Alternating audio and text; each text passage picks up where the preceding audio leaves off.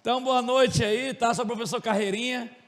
Nós vamos estar dando uma aula aí de atualidades. E aí a gente vai para fechar nossa parte no concursozinho, tá? Se Deus quiser, alcançaremos nosso objetivo. Meus amados, nós temos aí a ideia de globalização, tá? E todo mundo sabe o que é isso. É uma relação,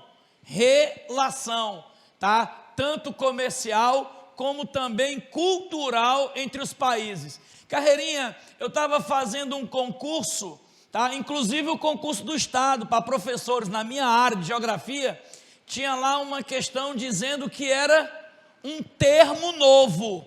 Tudo bem, um termo novo é verdade. O termo globalização é recente. Agora o processo, não. O processo que você tem de relação comercial e cultural é antigo. Carreirinha, mais ou menos de quando?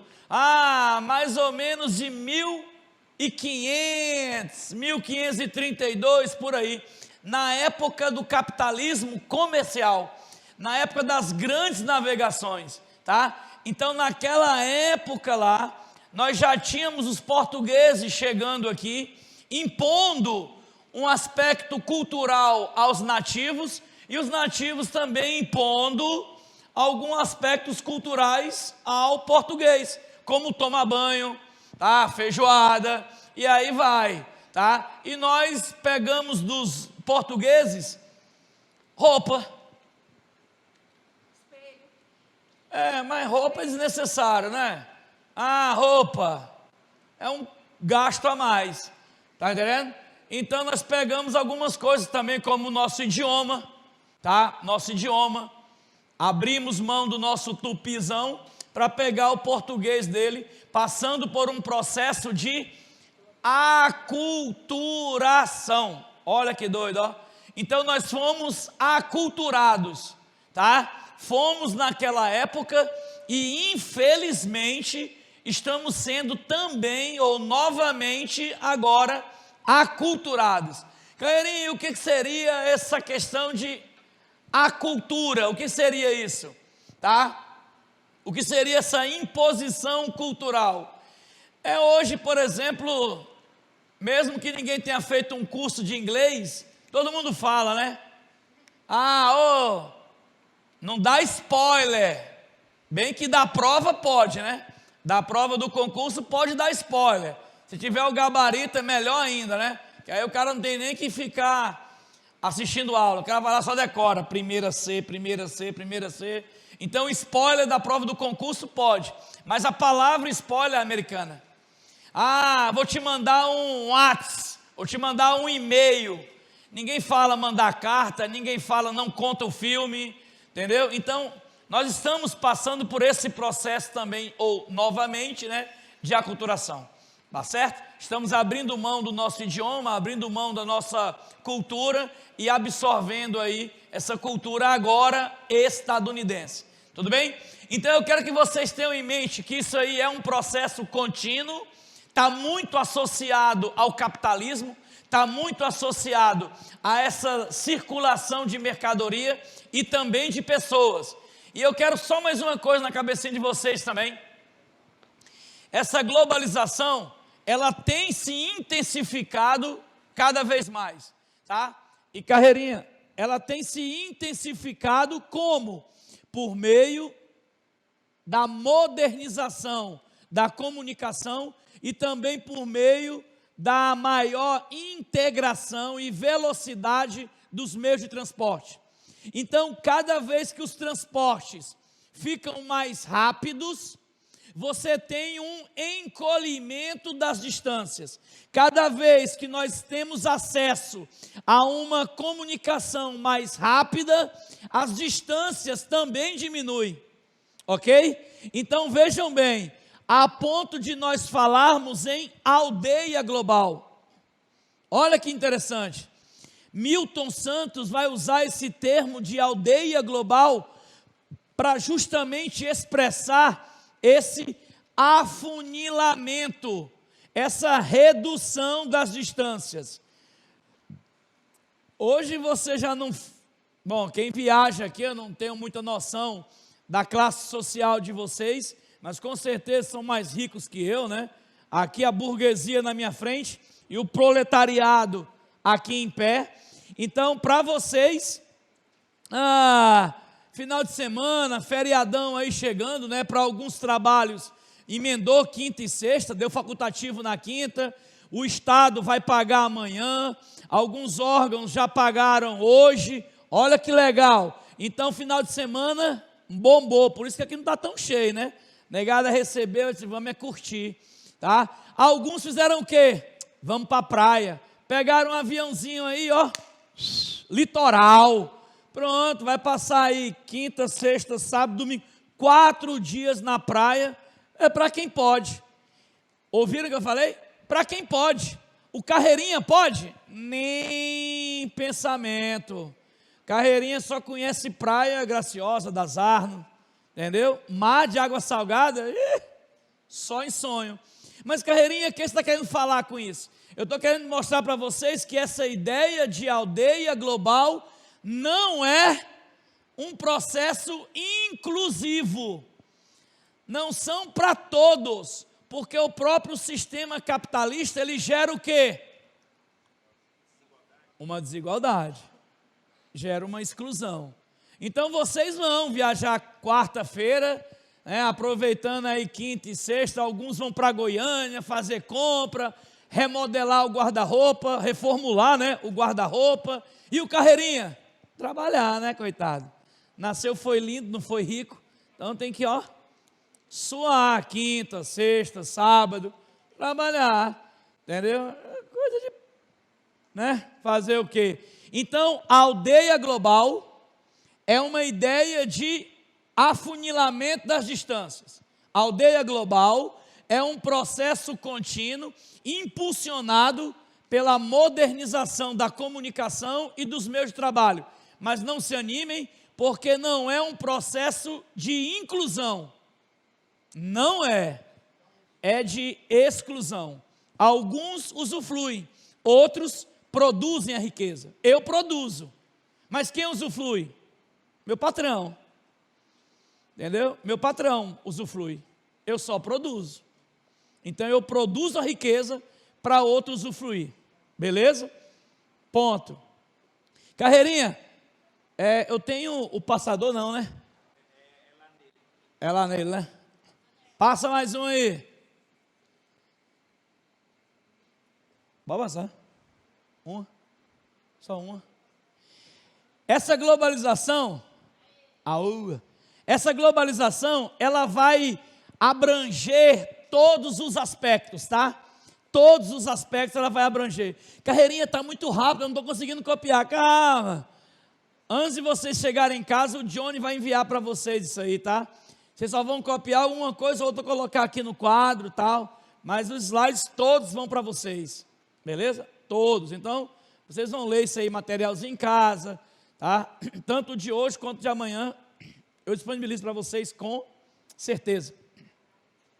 Então, essa globalização, esse processo que nós já sabemos que ele é contínuo, esse processo que é antigo, esse processo que gera exclusão, esse processo que é impulsionado ou intensificado pela comunicação e pelos meios de transporte, esse processo ele não só gera uma exclusão social, mas ele também vai gerar uma exclusão entre países. É o que nós chamamos de DIT. Obrigado, hein, minha autarquia? É o que nós chamamos de DIT, Divisão Internacional do Trabalho. Então, alguns países são chamados de desenvolvidos, outros emergentes e outros periféricos. Então, você tem uma divisão também entre os países. Lembrando, é claro que todo mundo já viu, que no final do ano passado, 23, tá? Os países emergentes, chamados de BRICS, tá? Esse grupo em especial, passou por uma expansão.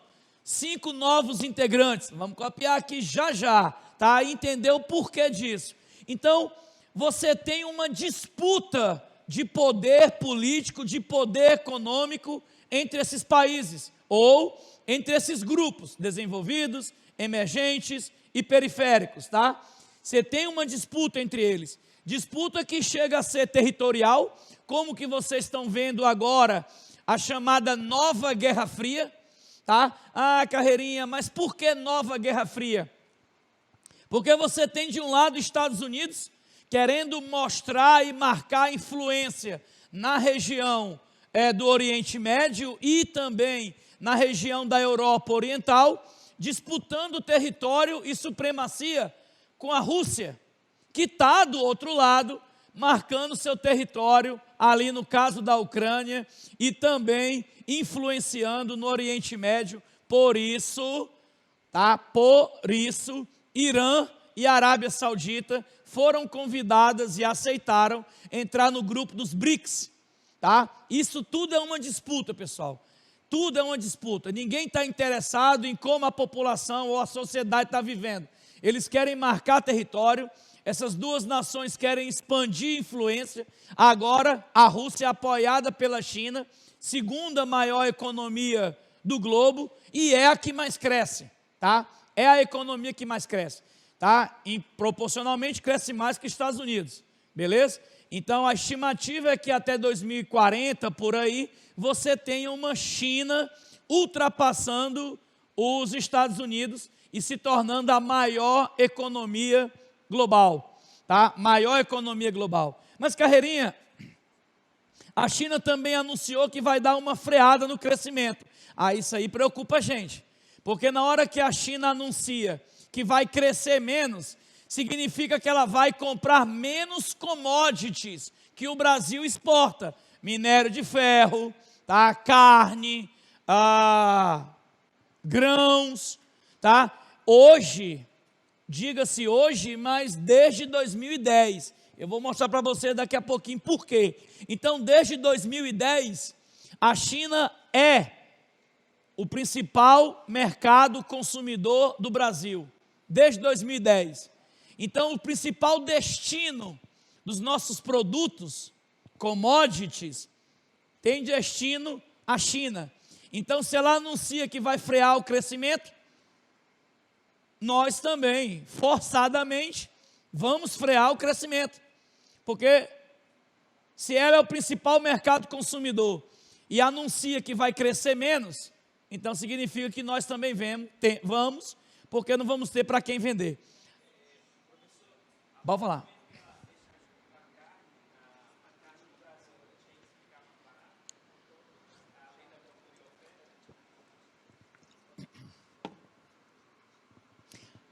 Entende. Mas eu quero que você pense o seguinte: além da lei da oferta e procura, você tem também a cotação da moeda. Então, se o Brasil começa a optar em abastecer o mercado interno tem que ser um mercado consumidor. Mas se nós estamos endividados, como nós vamos comprar? Estamos endividados. Por isso, o Desenrola Brasil. A ideia desse programa de Desenrola Brasil é justamente tornar o cidadão inadimplente em adimplente, beleza? É fazer com que ele saia dessa lista de endividados e se torne um consumidor. Tenha crédito, porque a partir do momento que ele tiver crédito, o governo começa a investir na moeda, valorizando o real rente ao dólar, ok? Valorizando o real e criando aqui um mercado consumidor. Aí, é claro, criando aqui um mercado consumidor, os juros já estão baixando, vocês viram aí que ele baixou pela 4ª vez consecutiva, tá? Então, isso é bom, mas isso é bom para comprar carro, casas, terrenos. Só que como é que eu vou comprar carro, casa, terreno, se eu estou no SPC, no Serasa, tem um novo agora, não sei o que, Santa Cruz, Santa Rita? Tem esse também agora, né? Que é mais para questões financeiras. Ninguém sabe, não. Todo mundo que tem nome limpo, né? Ninguém nem está nem ligado para isso, não. O meu é que está mais do que pau de galinheiro, então, coitado. Eu sei o nome de tudinho, né? Eu gosto de frequentar tudo. então SPC é um negócio, é Santa Cruz e Santa Rita, tá? Ou é Santa Cruz ou Santa Rita, que também é um outro, que esse aí, se você tá, o banco não te dá nem um cartão para poupança, entendeu? Esse aí é cruel, entendeu? Esse é cruel. Então, gente, para eu poder ter aqui um mercado consumidor, tá? Para eu poder ter aqui um mercado consumidor, eu tenho que ter uma população consumidora, né? Para poder reduzir juros e poder criar um cenário favorável econômico, tá? Beleza aí? Suave? Então vamos embora. Então, dentro desse espaço geográfico da globalização, ela mexe com os aspectos culturais, tá? Históricos, né? Está ali todo tipo de capitalismo. Você tem a questão econômica.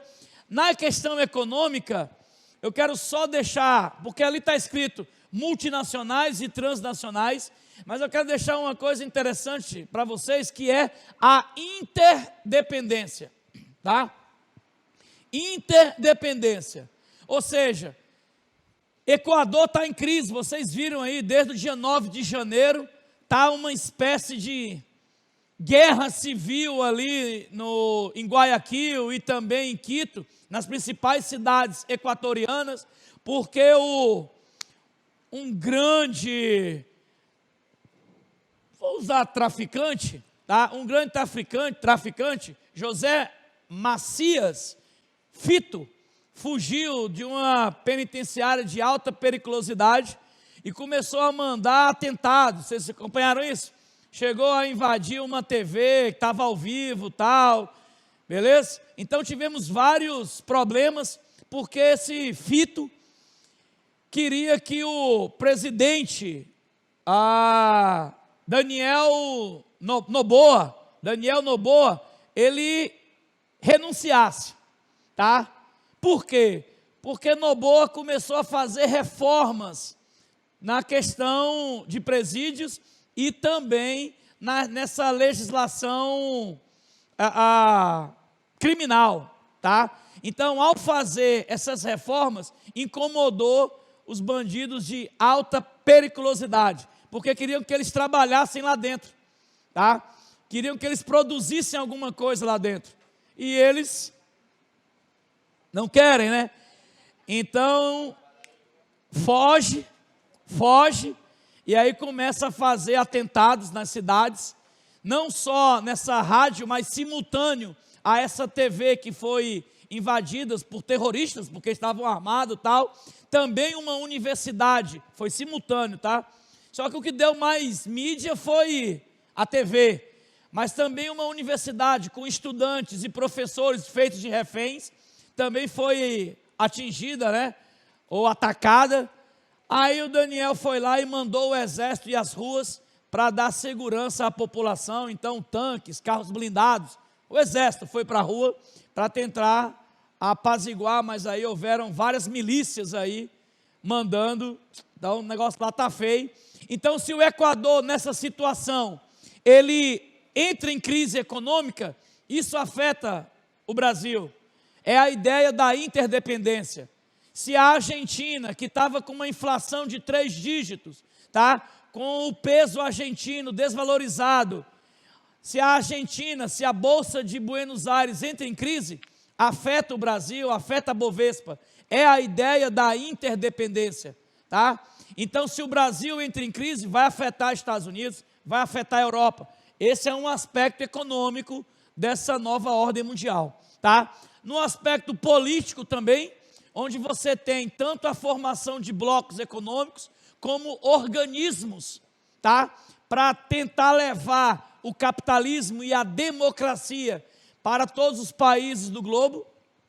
Aí você tem a OTAN, que também é chamada de NATO, é um organismo interessante para estar na cabeça de vocês, OTAN ou NATO. Mas, Carreirinha, é a mesma coisa? É porque NATO é a sigla em inglês, e português fica OTAN, que significa Organização do Tratado do Atlântico Norte, tá? Deixa eu escrever uma coisinha aqui, porque isso aí já é uma coisa mais... Então, gente, desse organismo político, você tem a ONU, tá? Tá aí a ONU, criada em 1945, todo mundo sabe que é Organização das Nações Unidas. O objetivo dela é manter, tá, a paz e a segurança global, segurança não só de paz, mas segurança em vários aspectos, entre ele, claro, o alimentar.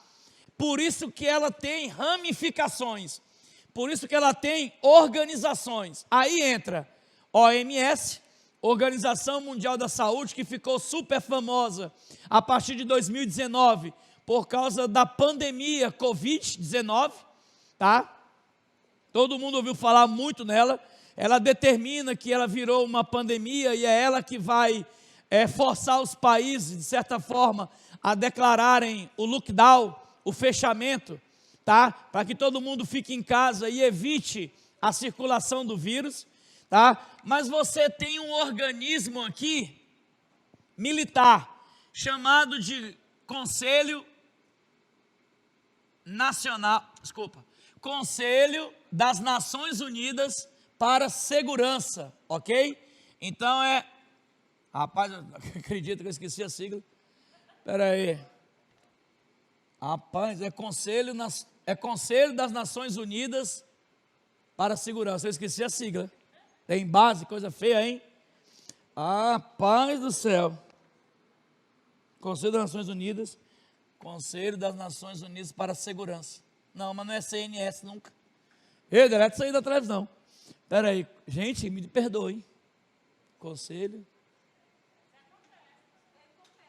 Não, alguém pesquisa aí para nós, por favor. Que vergonha, hein? É Conselho de Segurança das Nações Unidas. É, Conselho de Segurança das Nações Unidas. Tá feio. Tá feio. Mas eu vou escrever. Vou botar a sigla, não, tu acredita? Conselho de Segurança. Gente do céu, mas alguém vê a sigla para mim aí, por favor? Eu tenho que botar agora eu fiquei cucado com isso. Conselho de Segurança das Nações Unidas. Tá horrível. CSNU, né? Aí. Nossa, obrigado, hein? Gente, mil perdões. Tá doido, hein? Esse Conselho de Segurança, ele é formado por 15 países. Desses 15 países, 10, tá? São rotativos. A cada 2 anos, eles mudam. O Brasil é um desses rotativos, tá? O Brasil é um desses rotativos. Nós trocamos com o Japão.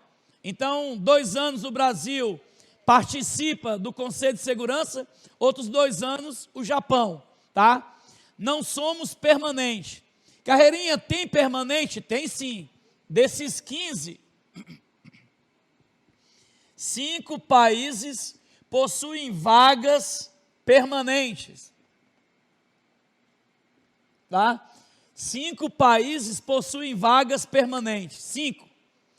São os vencedores da Segunda Guerra Mundial mais a China. Então você tem China, tá? Inglaterra, França, Rússia e Estados Unidos. Carreirinha, qual a diferença entre esses 5 permanentes e os outros 10 rotativos?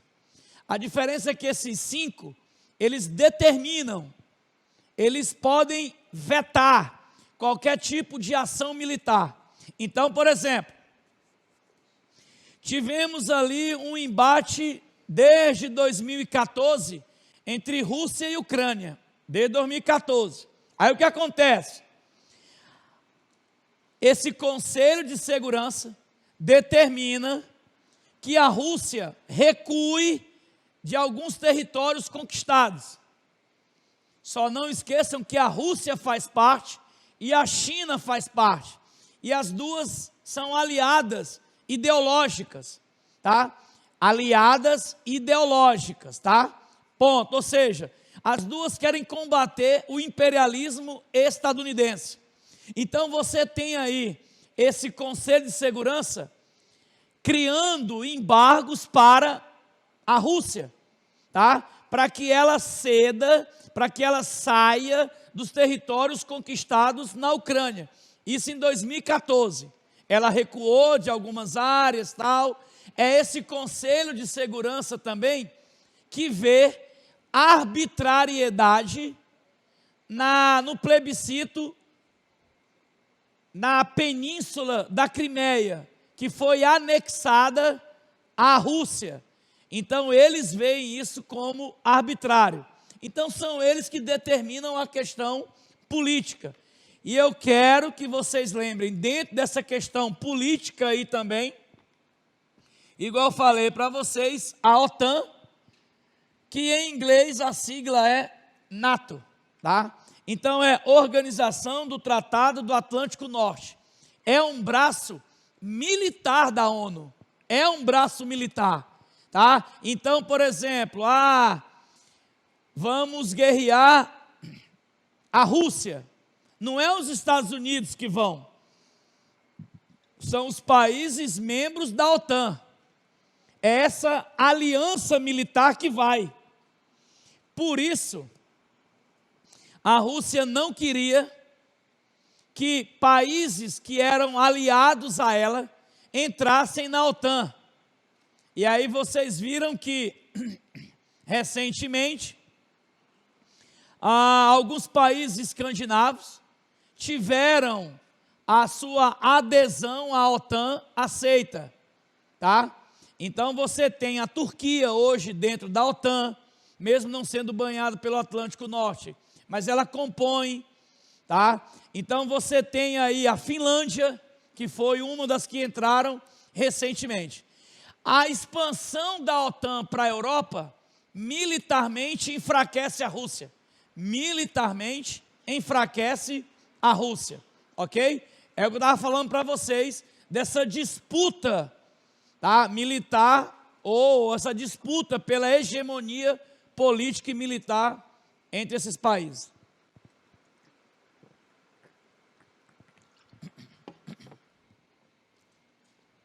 Então vejam bem, aí você tem o aspecto social dessa globalização, ONGs, tá? Formação de ONGs.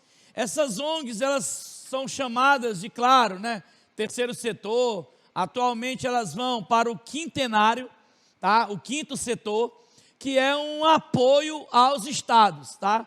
Apoio aos estados, tá certo? Porque elas têm uma função social, igual está explícito aí, tá? Uma função social. E na questão da tecnologia, onde você tem a transferência e a venda dele, já que nós vivemos hoje esse avanço tecnológico. Quem detém a tecnologia acaba tendo um valor agregado maior ao seu produto. Pode passar aí, autarquia. Pode passar. Tá? E volta uma.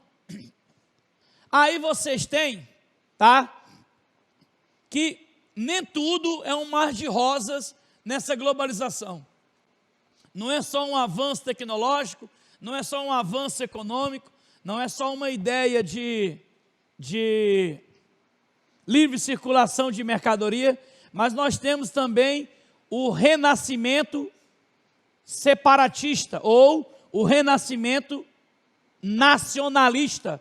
Algumas nações levantando movimentos separatistas, como nós tivemos conflitos lá na região do Cáucaso com a Chechênia. Em 2017, a Catalunha se autodeclara independente, gerando um embate com a Espanha. Você tem o Basco, nos anos 90, também na Espanha, criando um grupo radical chamado ETA, pró-separatista. Você tem na Irlanda também o renascimento de Irlanda do Norte, criando lá o IRA, Grupo Armado Revolucionário da Irlanda, também querendo a separação do Reino Unido e sua anexação à Irlanda. Então esses movimentos nacionalistas aí geram conflitos, tá? Geram guerras, tá? Então você acaba tendo essa expansão do terror. Por isso que em 2001, aproveitando, não sei se a palavra seria certa essa, mas o presidente na ocasião dos Estados Unidos, George Bush, chama ou usa o termo guerra ao terror, tá? Por que seria essa guerra ao terror? Seria qualquer país que financiasse, qualquer país que acobertasse terroristas ou apoiasse atentados terroristas, tá?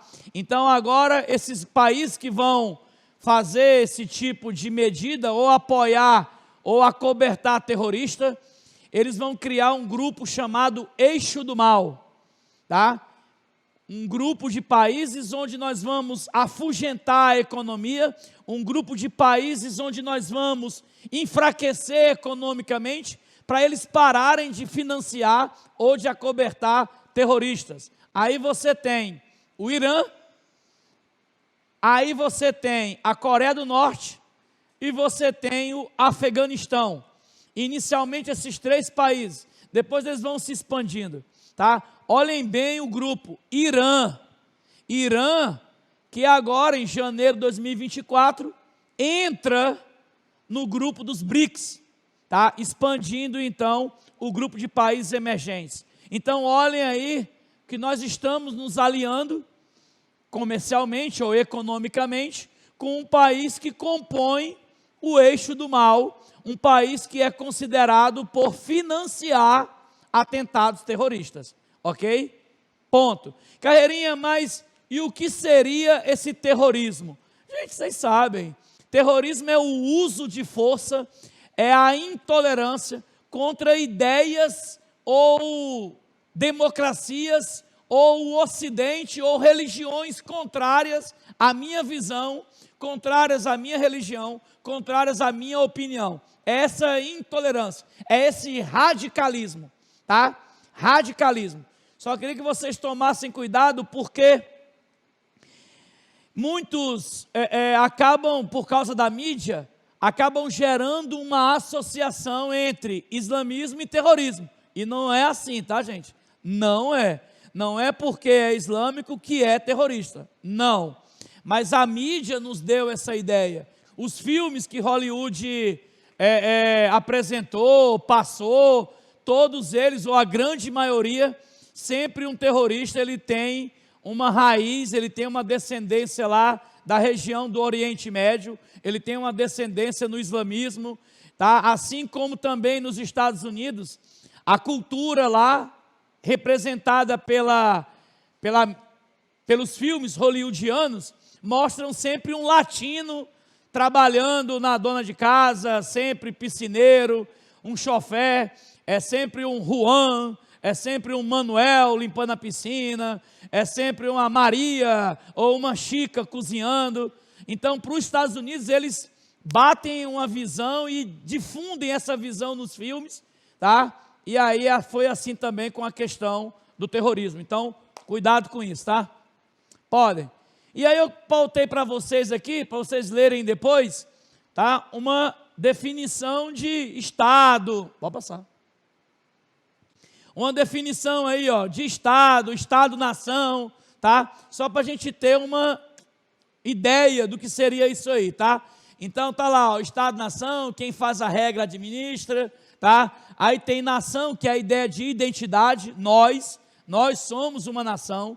Pátria é o território que essa nação ocupa, tá? Então, por exemplo, a guerra da Palestina, você está vendo lá, eles alegam que a Palestina está sendo ocupada, mas a Palestina é considerada um povo sem pátria, ou seja, é uma nação que não tem um território reconhecido internacionalmente. Dessa ONU que nós vimos aí, e dessa ramificação desses organismos que compõem a ONU, a Unesco reconhece a ONU. A OMC, que é a Organização Mundial do Comércio, não reconhece. A OMS da Saúde não reconhece. A Unicef da Criança e Adolescente não reconhece. A OIT, que é a Organização Internacional do Trabalho, também não reconhece. Só a Unesco reconhece, que está associada a aspectos históricos e culturais. Então, a Unesco reconhece a Palestina como nação. A Unesco, só ela, de todos os organismos da ONU, e como retaliação a essa medida que a Unesco tomou, Estados Unidos e Israel deixaram de mandar verbas, deixaram de financiar a Unesco, como retaliação a esse reconhecimento palestino, ok? Estados Unidos e Israel não mandam mais dinheiro para a Unesco, continuar fazendo suas pesquisas e medidas, tombando patrimônios históricos para a humanidade, ok? Então, quando você tem um Estado moderno, uma nação e um território, aí é chamado de Estado-nação. Então, está ali escrito, né? Território é a base física, tá? É a área onde vai ser limitada por fronteira e regulamentada por uma Constituição, beleza? Pode passar, patrão. Aí eu coloquei aqui só a classificação desses polos de poder, tá? O mundo, se vocês estiverem fazendo lá o concurso, e ele falar mundo bipolar, polar, polos. Então são dois polos econômicos. Isso aí vai remeter a 1945 a 1990, que é o período da Guerra Fria, tá? Onde ou você era apoiado e tinha o apoio, apoiava e tinha um apoio dos Estados Unidos, adotando o capitalismo, ou você apoiava e tinha o apoio da União Soviética, adotando o socialismo. Só tinham essas duas vertentes. O mundo era dividido em leste e oeste, tá, gente? Então, se ele falar em mundo bipolar no concurso, é esse período.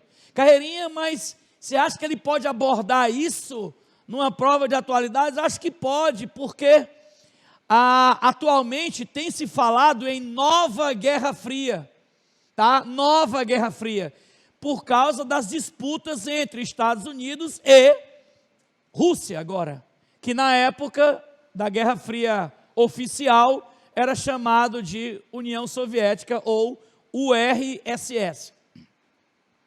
Pessoal, vocês estão acompanhando, então? Alguma dúvida, pode levantar a mão, eu paro. Se estiver achando rápido, por favor. Quiserem acrescentar alguma coisa também, estou à vontade, tá?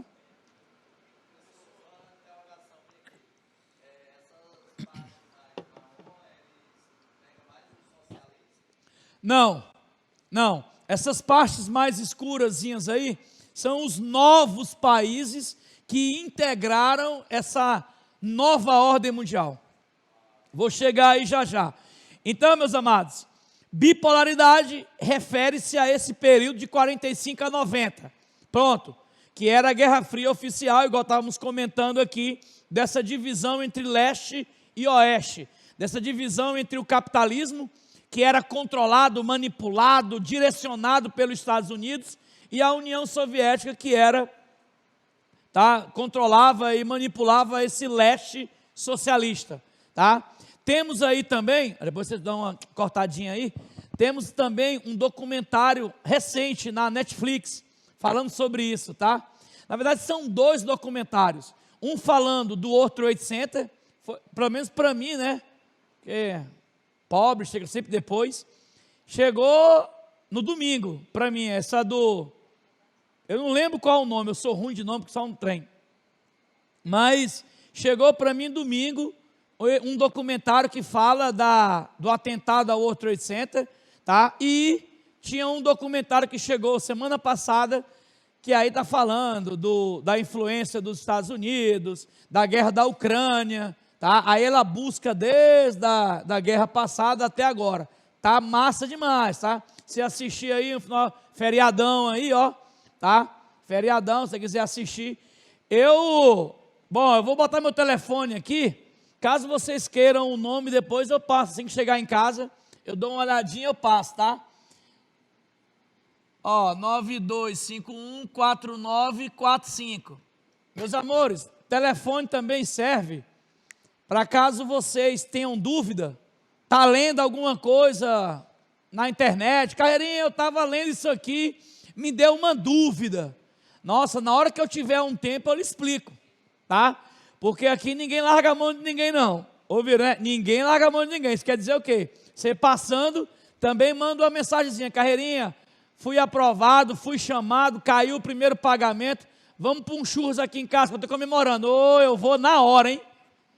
O telefone serve para isso também, beleza? Não é só para mandar pergunta não, para chamar para o churras, vou na hora, tá? Pode ser picanha, pode ser sem picanha, não tem nada não, tá? Eu não preciso esperar picanha não, mas bem que vocês vão receber bem, né?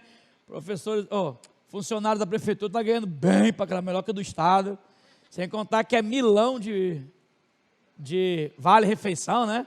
Milão, a inveja comendo aqui, caraca, gente, então, por exemplo, Carreirinha, e a partir de 90, então vejam bem, até 90 bipolaridade, e a partir de 90, aí nós falamos em nova ordem mundial, aí é um mundo multipolar, antes Estados Unidos e União Soviética, e agora você tem Estados Unidos, Europa e Japão, que eram os chamados tripé da globalização. Vejam bem, gente, não tem um marcador não, né, aí? Aquele trenzinho de marcar, não tem não, né?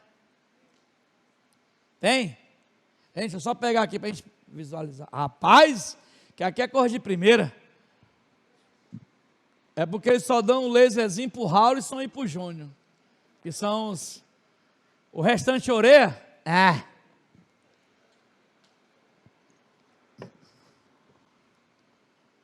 Aqui, né? Então, vejam bem, Guerra Fria, Estados Unidos e União Soviética. A partir de 90 você tem o tripé da globalização, Estados Unidos, União Europeia e Japão. O tripé da globalização, tá? Ponto. Estados Unidos, olhem aqui, meus amores, Estados Unidos, ele financiava toda a América seguia, obedecia aos Estados Unidos, toda a América era área de influência dos Estados Unidos, toda a América. Parte da África e Europa eram área de influência da União Europeia, seguiam a União Europeia, ok? Seguiam a União Europeia, ponto. A Ásia e Oceania seguiam o Japão. China era nada ainda, tá? 90, 91, até 2000 não tinha muita... Aí o que acontece? 2001, um agente econômico britânico chamado John O'Neill vai lá e cria o termo chamado BRIC, que aí é onde você tem os novos parceiros econômicos, os novos influenciadores. Só que presta atenção, meus amores, olha a disputa pelo poder, A América toda não era área de influência dos Estados Unidos? Agora ele vai dividir com quem? Com o Brasil. Porque a América do Sul, a América Latina, por questões culturais, vai seguir naturalmente o Brasil, e não os Estados Unidos, mas naturalmente o Brasil. Então você tem aqui o Brasil agora influenciando não só a América do Sul, mas também a América Central, ou seja, a América Latina, tá? O México é que é aquela certa exceção, mesmo sendo latino, mas devido ao bloco NAFTA, ele acaba seguindo mais os Estados Unidos. Aqui na África, você tem a Europa dividindo agora a atenção com a África do Sul, e na Ásia e Oceania, China e Índia surgem. Por isso vocês estão vendo aí uma verde, que são os tradicionais influenciadores, os tradicionais arquitetos da economia e da política global, e de marrom, esses novos agentes econômicos, esses novos parceiros comerciais, que vieram para ficar, tá? Vieram de vez e não tem mais saída para eles de jeito nenhum. Eu consigo passar aqui com esse trem? Não, né? Vamos para passar. Aí é a ordem política, tá? Só para a gente ter uma noção que essa engrenagem aqui, ó, tem que caminhar junto, político, bélico e econômico, tem que caminhar junto. Não existe só um líder econômico ou só um líder político, ele tem que ter as três engrenagens caminhando, tá? É a chamado equilíbrio de poder. Pode passar. E aí, BRICS, vamos aí, vamos para o quadro, deixa eu apagar ali. Essa questão do... Ei, mas aqui jogaram o pincel, foi? Estou me sentindo o Raulson Júnior aqui, com tanto de pincel.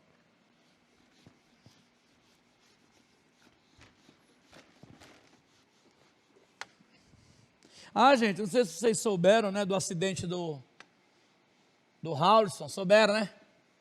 Sim? Pois é, graças a Deus ele está bem, está em casa desde sábado. Visitei ele sábado. Visitei ele sábado pela manhã, tá? Ele está ainda, né? Não está normal, ainda está com uma perna um pouquinho, mas o médico disse que não vai ficar sequela, tá? Não vai ficar sequela nenhuma, está bem, ele está já tomando os medicamentos corretos, já se alimentando bem, entendeu? Então, graças a Deus, está tudo bem, graças a Deus mesmo. Só feio continua, mas aí é de nascença, né? Essa sequela aí é de quando nasceu. Hã? É, entendeu? Então, mas graças a Deus não tem mais nada não, beleza? Tá em casa desde sexta ele está em casa. Eu visitei sábado, beleza? Então, continuem orando, é claro, né? Porque a saúde ainda dá um pouquinho debilitada ainda. Mas já agradeço por ele, né? As orações. Meus amores, ó, BRICS, igual falei para vocês, surge em 2001, só que em 2001, quando surge, não tem a África do Sul, tá? Em 2001, quando surge, é BRIC. Carreirinha, mas por que a formação desse grupo? Porque eram países de forte atração de investimento, bonito, né? Investimento, forte atração de investimento e influência na economia e política, é claro, global, tá? Ponto. Então você tem aí nesses países, claro que vocês sabem, né? Óbvio, só tem aqui concursado. Então você já sabe que BRICS significa as iniciais dos países, né? É o anacrônimo. Então Brasil, Rússia, Índia, China e África do Sul, tá? E África do Sul, ponto. Esses aí são o que nós chamamos de formação original, tá? O que chamamos de formação original, ponto. Carreirinha, mas você falou que em 2001 não tinha África do Sul, tinha mesmo não. Ela vai entrar 10 anos depois, só em 2011 que ela entra, tá? 2001 você tinha BRIC, Brasil, Rússia, Índia e China, porque eram países que tinham esse crescimento econômico pujante, tá? Forte, consolidado, beleza? E rápido, além de forte, rápido, tá? Vale lembrar, é claro, que o que esses países fizeram para atrair esses investimentos foram, né, adotar medidas neoliberais, tá? Então nós começamos a privatizar, nós começamos a atrair investimentos externos, nós começamos a criar agências reguladoras, tá? Para evitar que a sociedade fosse prejudicada com essas privatizações, tá? Para evitar que essas organizações internacionais não gerassem uma concorrência justa. Então, para evitar qualquer tipo de acordo entre eles, foram criadas as agências, tá? Então, além das privatizações, foram feitas também aberturas comerciais e, claro, lógico, as chamadas concessões, que é aluguel de um determinado setor da economia por 15 ou 30 anos, podendo ser prorrogáveis, tá? Ponto. Então, esses países tiveram essa atração. Além do mais, aqui nós vamos ter um enorme mercado consumidor. Gente, estamos falando de Índia, de China.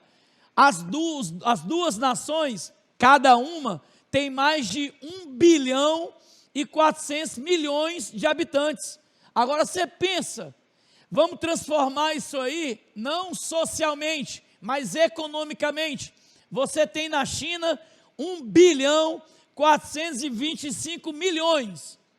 Aí você tem de consumidores. Aí você tem na Índia 1 bilhão 428 milhões de consumidores. Caraca, é muito consumidor. Por isso que todo mundo quer comercializar com eles. Todo mundo quer vender para eles. Porque só ali você tem um enorme mercado consumidor. Tá? E aí você entra com o Brasil, mais 200 milhões de habitantes. Aí entra aí Rússia, mais 100 e poucos milhões de habitantes. Então você acaba tendo um mercado consumidor atrativo, acaba tendo um mercado consumidor pujante. Percebam, gente, são nações subdesenvolvidas que querem comprar. E aí tem as nações desenvolvidas que querem vender. Casou perfeitamente. Ponto. Aí esses países, é claro, não são bestas. Não querem simplesmente comprar, mas querem também vender. Por isso, conforme esse acordo comercial vai se fortalecendo, em 2014, eles criam um banco dos BRICS. Tá? A ideia desse banco é alavancar, a ideia desse banco é fomentar a economia deles. Carreirinha, como? Criando infraestrutura, criando modernização, industrialização e, claro, competitividade. O que esses países aí querem com esse banco é justamente aumentar a sua competitividade. Então eles vão criar rotas de escoamento, ferrovias, portos, aeroportos, para que os produtos deles sejam competitivos tanto quanto o europeu, o japonês, tá? O estadunidense. Essa é a ideia.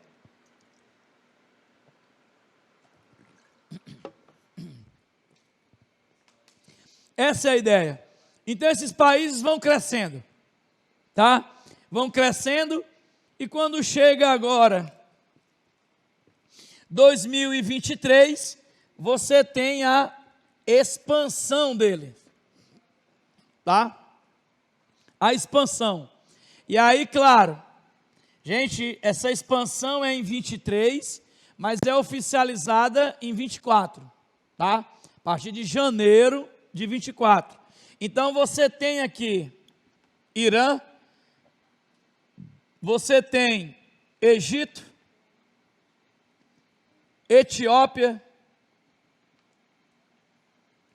Arábia Saudita,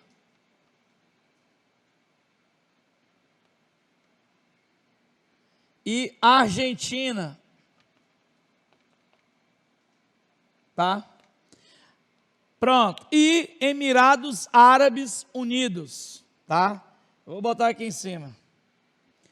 Emirados Árabes Unidos, ponto.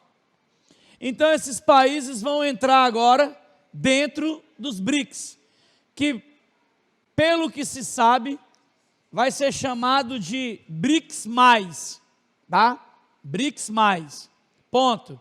Carreirinha. O que o Brasil ganha com isso? O Brasil ganha com isso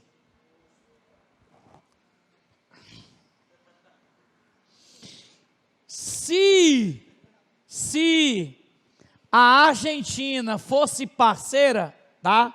Se a Argentina fosse parceira, o Brasil poderia ganhar com isso uma expansão de mercado.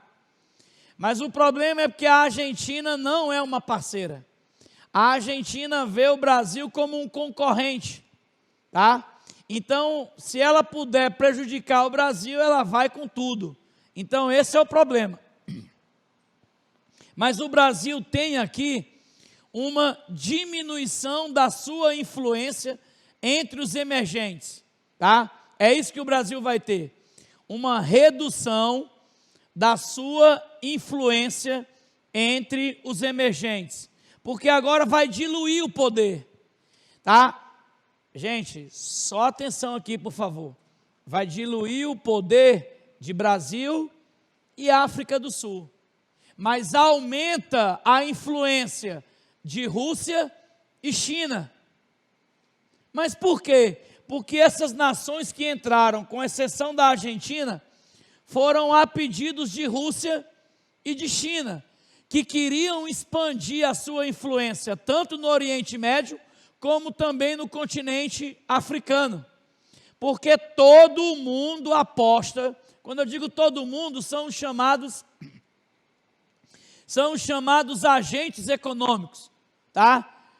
Esses grandes agentes econômicos, eles afirmam que a África vai ser o continente que vai passar por um acelerado processo de industrialização. Carreirinha, desde quando eles falam isso?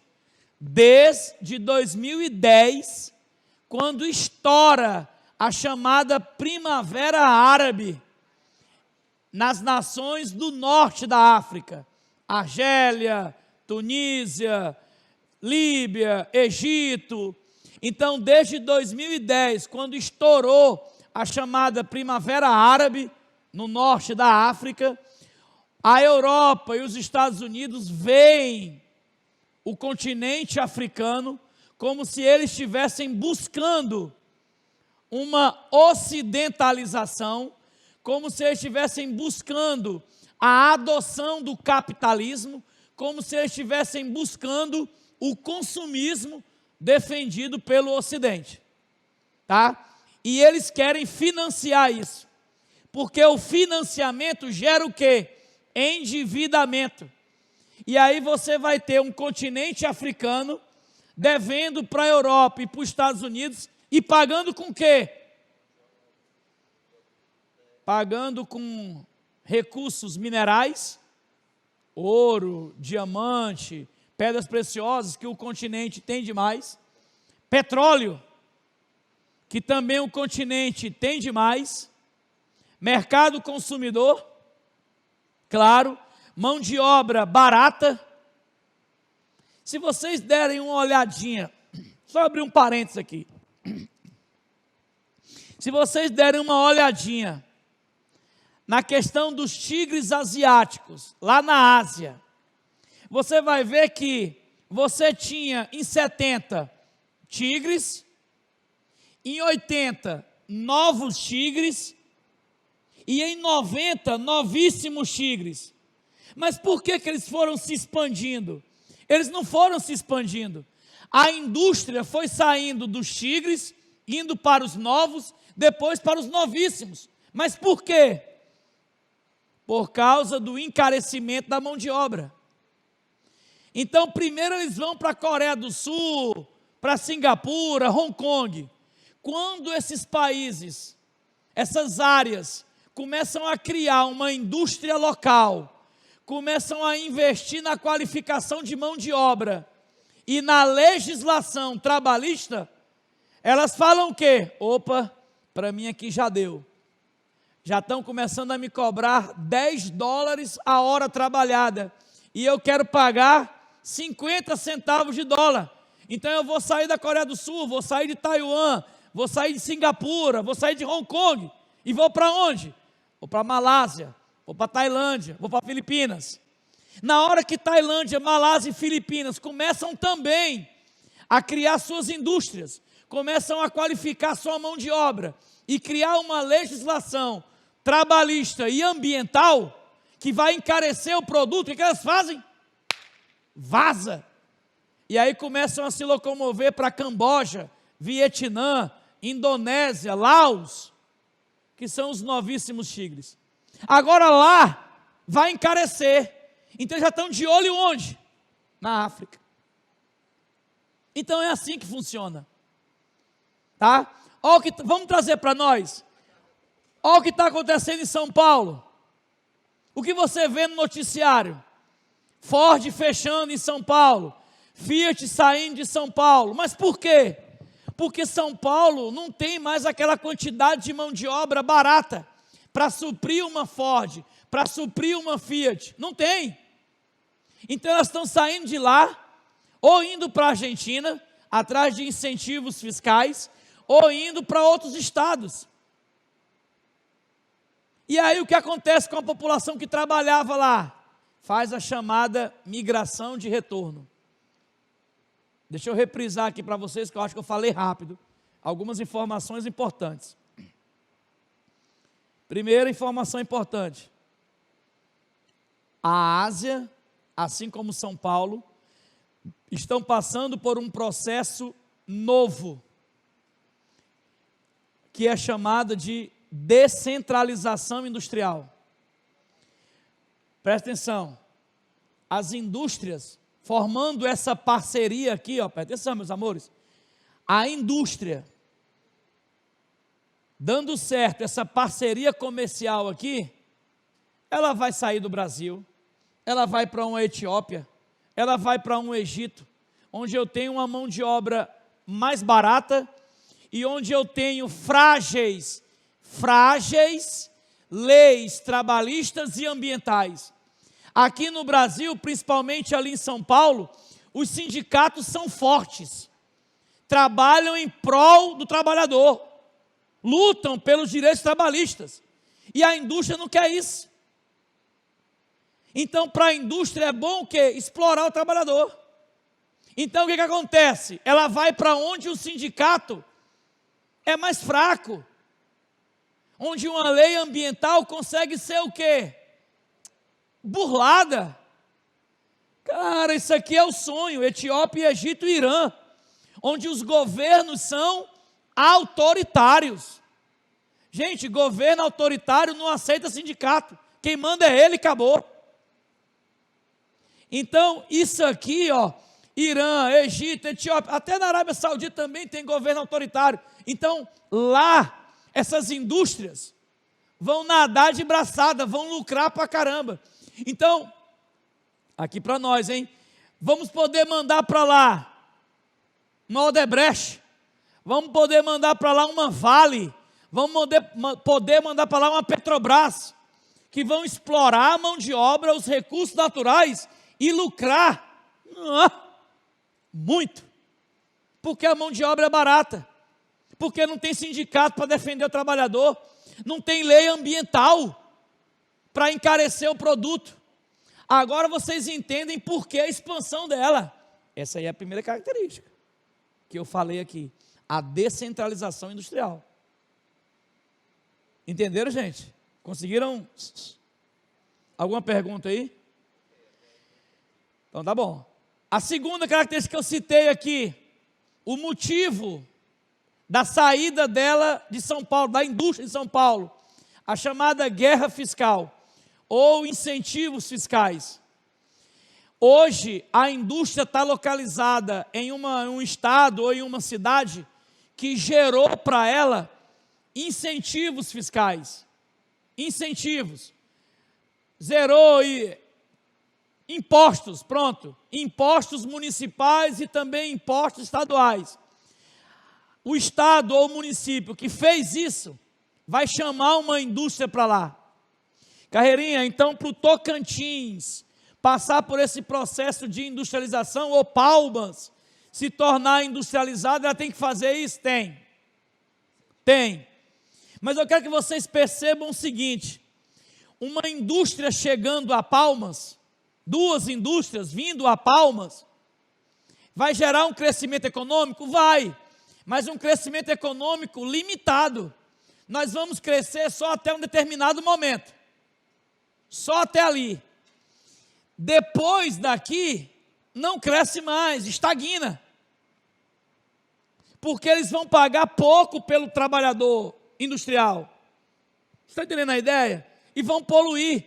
Só que vamos imaginar que eles contratem 1000 funcionários. Não vão vir para Palmas só 1000 pessoas trabalhar nas fábricas.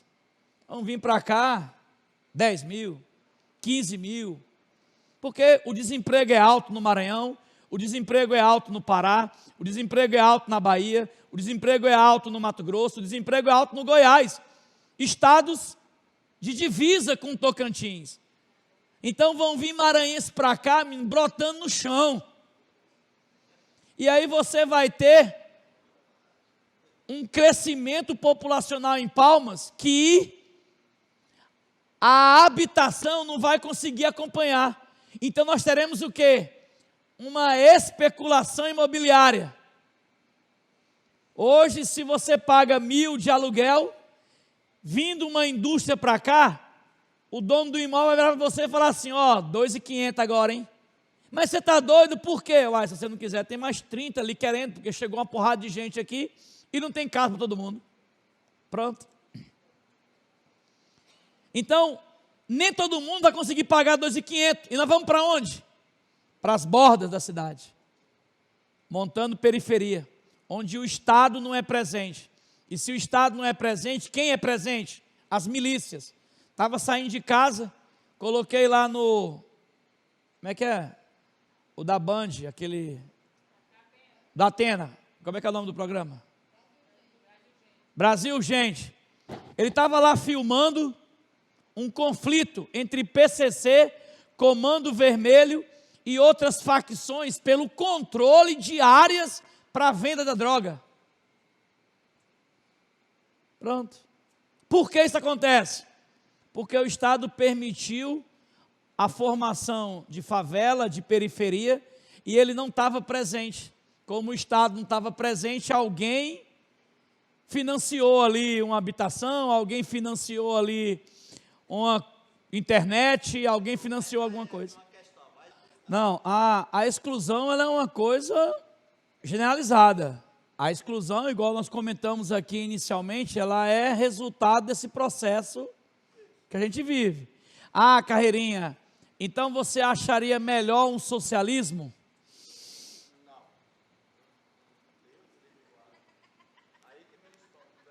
Aí é onde eu não vou comentar, porque é opinião, né? E aí, opinião eu vou me omitir. Mas eu não quero que vocês me vejam aqui descendo o cacete no capitalismo, não é isso.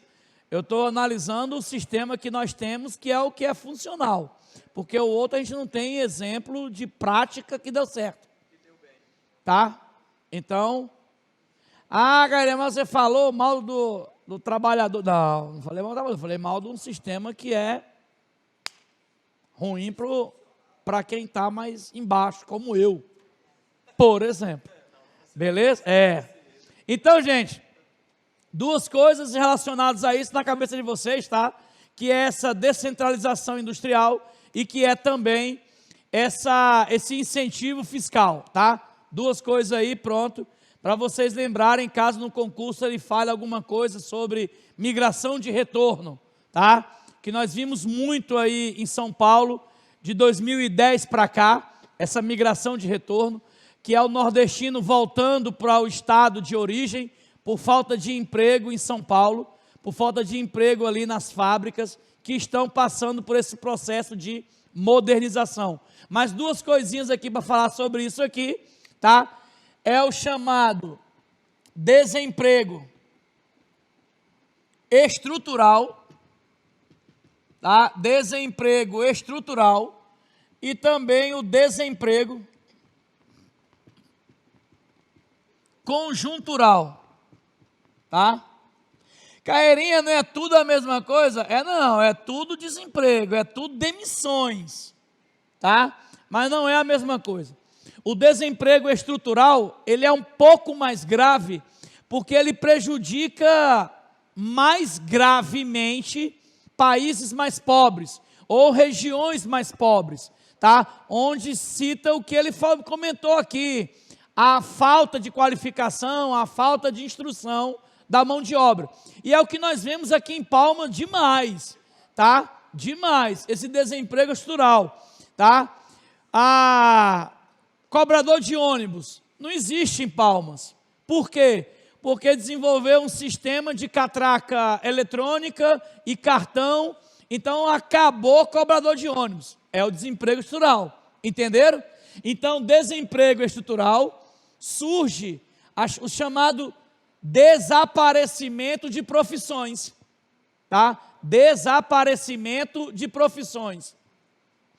Grandes lojas de varejo, tá? Eu vou citar aqui, ele vai cortar ali depois, C&A, Renner, Riachuelo, tá? Você não tem mais vendedor, é o autoatendimento. Então, em lojas de varejo, o que você tem é autoatendimento. Vendedor já está sendo extinto, tá? Já tem uma cidade em Santa Catarina que ela conseguiu uma liminar para que no seu posto, no posto de combustível de uma cidade lá em Santa Catarina, não tenha frentista, é o autoatendimento. Ela conseguiu derrubar uma liminar ela conseguiu implantar, uma liminar que autoriza ela a não ter frentista. Se essa moda pega, olha o tanto de brasileiros que vão para a rua, mas é uma prática comum em países vizinhos. A Argentina não tem frentista, tá? Aqui na América do Sul, o Chile também não tem frentista, Europa não, Estados Unidos não. Mas por que na Europa e Estados Unidos não? Porque a mão de obra lá se qualificou e percebeu que esse trabalho era um subemprego. O cara lá não quis mais abastecer o carro dos outros. Então agora cada um abastece o seu. Gente, a tecnologia, ela surge para suprir a carência de mão de obra. Só que quando essa tecnologia chega aqui em países subdesenvolvidos, ela vai suprir a carência? Não. Ela vai substituir a mão de obra. Por isso que aqui no Brasil, por exemplo, nós falamos que a tecnologia gera desemprego. Mas ela vai gerar desemprego porque no Brasil, em momento nenhum da sua história, ocorreu de fato um investimento na qualificação da mão de obra. De fato. Tivemos abertura de universidade? Tivemos. Tivemos abertura de institutos federais? Tivemos. Mas, de fato, a mão de obra não se qualificou. Por isso que a tecnologia gera medo. Por isso. Tá? E se o que essa cidade de Santa Catarina fez virar moda, aqui tem uma porrada de gente. Não sei se vocês lembram como era no Capim Dourado, no shopping, né? Esquece o nome, no shopping. Porque questão de televisão, né? Ficar falando o nome assim é ruim. Tá? Vou falar. Também. Porque, tipo, se tem uma colega nossa que é coordenadora lá do Senac, diz que vários cursos gratuitos não preenche. É. Isso.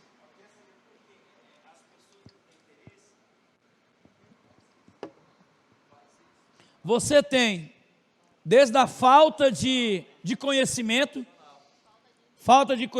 que no Senai está tendo esses cursos, ou no Senac. Essa sala aqui, ela começou entupida. Olha aí. Cadeira, lá hoje, ela está vazia agora. Tem a questão, como é que eu posso te falar? Tem a questão de tudo. Tem a questão da falta de informação que no Senai e no Senac estão tendo esses cursos. Tem a questão do deixar para depois. Não, amanhã eu começo. Não, amanhã eu começo. E você só vai começar quando sentir o jacarezão da demissão chegando perto. Aí você, eita, agora eu vou fazer o curso. Mas o jacaré já está aqui no cangote, cafungando. Tá entendendo?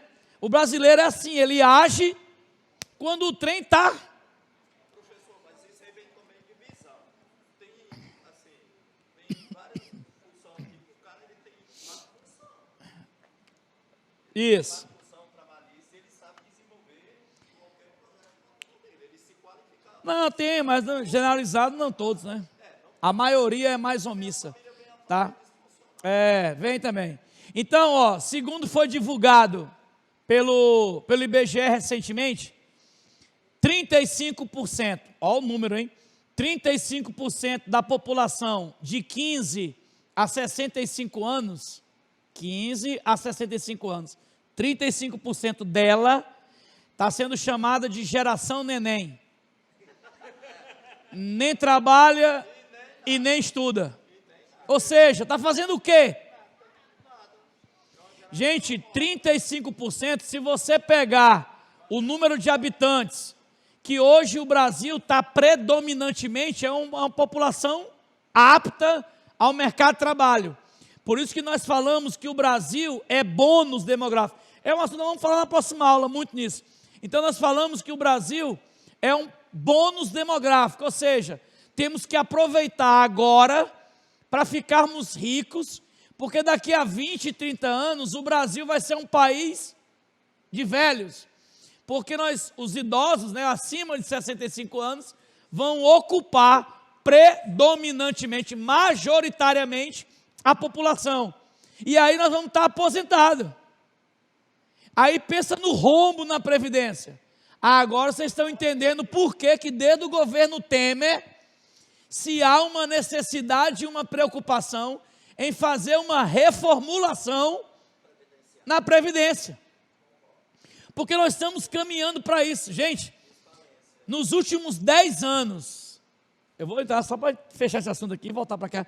Nos últimos 10 anos, o Brasil cresceu 0,52%, ou seja, nenhum filho, por exemplo, por mulher. Então, o nosso crescimento foi 0,52%. Foi muito baixo o crescimento populacional brasileiro, muito baixo.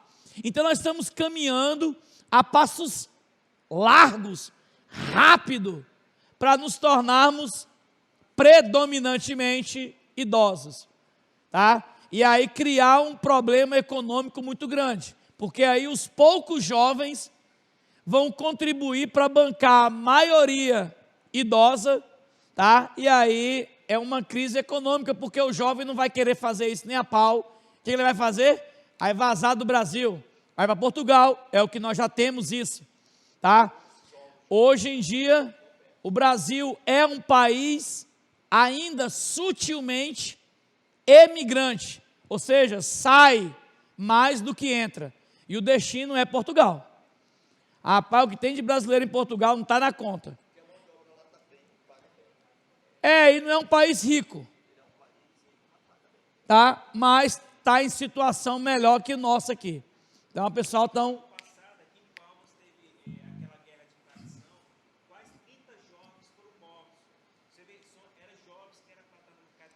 de 18 a 25 anos. Isso, pesquisa não médica. Em Palmas, né? Aqui é uma cidade desse tamanho. Aí é um problema, né? Sério. Entendeu? Não, quando eu vi esse dado do IBGE, 35% da população de 15 a 65, que poderia estar trabalhando, poderia estar produzindo riqueza, nem trabalha e nem estuda, aí responde um pouco a tua pergunta aí, né? O que eles estão fazendo? Nada, você não perguntou aí? Será se é desinformação? Será se é... Muitas vezes é comodismo, entendeu? Porque emprego tem. Nós estamos precisando de engenheiros, nós estamos precisando de mão de obra qualificada, só que para isso o cara tem que se qualificar. Vem a cultura familiar que, tipo assim, eu nasci assim, É a síndrome de Gabriela, né? Porque eu estou assim. Aí, meu irmão, vai sofrer assim. Pode ser. Desculpa, assim, o meu povo não é um deboche, mas é um tipo que eu falo. A família ela tem que ser estruturada, porque senão ele se Isso. É, cara, é complicado. Isso. Então, o desemprego estrutural, ela é uma demissão definitiva. Aquela profissão some. Ponto. Então, daqui a alguns anos, datilografia, né, que sumiu antigamente. Eu fiz curso de datilografia. Tec, tec, tec, tec, tec, entendeu? Batia lá como ninguém, tá? Isso, locadora de DVD e tal, acabou. Isso, joga lá nos streams e acabou. Então essa é a ideia mesmo, tá? Então, gente, agora a carreirinha, some uma, mas surge outras, surgem. Só que essas novas que surgem são chamadas de profissões elitizadas, porque elas exigem uma qualificação, tá? Exige. Então não tem como o cidadão hoje, que era cobrador de ônibus, achar que não, amanhã vai, não. Ele vai ter que fazer voltar para a escola de trânsito, autoescola, tirar a categoria lá D, né, que é para busão, D, e virar motorista. Entendeu? Senão ele está demitido. Foram o que muitos fizeram na época. Eu lembro, eu tinha alguns colegas que eram cobradores de ônibus, e eles falaram, não, cara, eu estou voltando para a autoescola, porque a minha categoria é AB, vou fazer D. A empresa deu um prazo aí para nós, para quem quiser virar motorista, porque senão não tem mais volta, acabou, o cobrador de ônibus vai sumir. E sumiu. Alguns viraram, porque a empresa, para a mídia não ficar batendo em cima, disse que eles iam ficar vendendo, né? Tipo um City Pass. Não, vão ficar vendendo, ninguém vai demitir nada aqui. Eles vão ser relocados para outros setores da empresa, porque vão precisar para ficar vendendo. Rapaz, não foi 3 meses. Acabou, o cara tem que comprar na Ceturb, tem que comprar no outro ponto de venda, sumiu os cobradores mesmo. Alguns viraram motorista, outros só informalidade, tá? Então, esse aqui é definitivo. Por causa da robotização, por causa da tecnologia. O conjuntural são demissões temporárias. Tá? Por quê? Lembra que no início eu falei para vocês da interdependência econômica que nós temos? Então, na hora que a China anuncia que vai crescer menos de 2018 em diante, o mundo vai produzir menos. E produzir menos é sinônimo de quê? Demissões. Para que eu vou produzir menos e continuar com esse tanto de funcionário que eu tenho? Não, vamos cortar gasto. Então, demissões. E aí eles chamam de demissões voluntárias. Fazem um acerto com o cara, um acordo com o cara, e aí o cara é meio que, eu vou gerar para ti aí 12 meses de vale-refeição, vou te dar aí mais 12 meses de plano, e aí você pede demissão. Aí o cara vai lá e, quero, assina, valeu, hein, tchau. E o que não quer? Vai ser demitido. Uma semana depois, um mês depois, a empresa é privada. Entendeu? E aí acabou. Certinho? Então, esse desemprego conjuntural ocorre por causa de crises econômicas. A pandemia foi uma crise, tá? E na pandemia, deixamos de produzir, deixamos de consumir, é claro, e também deixamos de gerar emprego e geramos demissões. Muita gente perdeu o emprego na pandemia, muita gente. Por isso, o governo teve que, na época, né, criar um auxílio, tá, e aumentar o Bolsa Família, tá, porque famílias estavam totalmente desamparadas, tá? E aí chegamos ao valor de R$600 aí, que era para ajuda no período dessa pandemia. Então, aqui definitivo, aqui temporário. Lembrem disso aí, tá? Por favor. Vamos lá, meu patrão? Passa aí para nós o slide, por favor. Ixi.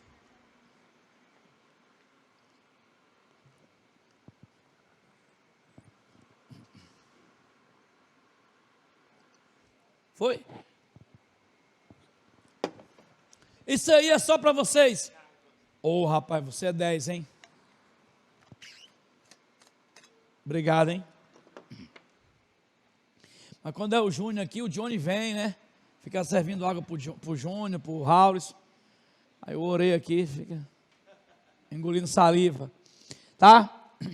Isso aqui é só o que nós havíamos comentado ainda agora. Eu coloquei aqui num quadro para a gente entender um pouco essas ordens, né? Tanto imperialismo como bipolar, um termozinho ou outro, para a gente poder ler. Vou enviar para vocês.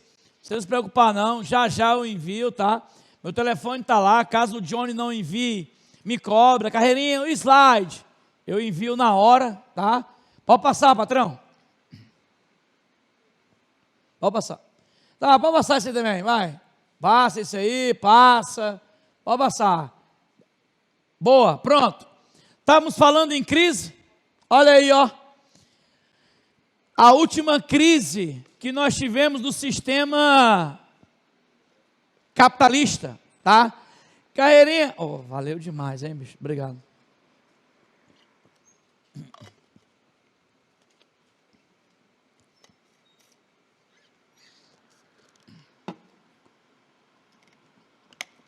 Tá? Então, vejam bem. Nós temos aqui essa crisezinha. Carreirinha, mas o sistema capitalista teve quantas crises? Vamos contar aqui.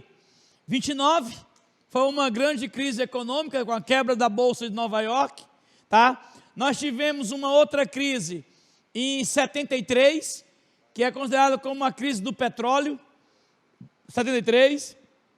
Nós tivemos aqui também uma terceira crise, essa 2008, tá? E considerada a quarta crise, a de 2019, a do Covid, tá? Então, o sistema econômico, ou o capitalismo, superou essas 4 crises, tá? 29, 73, 8, né? 2008 e 2019, beleza? A de 2008, ela vai, eu coloquei aqui um passo a passo, para a gente entender só um pouco ela, tá? Você tem aqui uma integração dos correntistas com investimentos, aí estoura o que nós havíamos comentado do Bush, né, ó, guerra ao terror, que aumentou os gastos do Estado, porque foi uma guerra tanto no Iraque, como também no Afeganistão. Primeiramente no Afeganistão, em 2001, setembro, e aí em 2003 estoura no Iraque.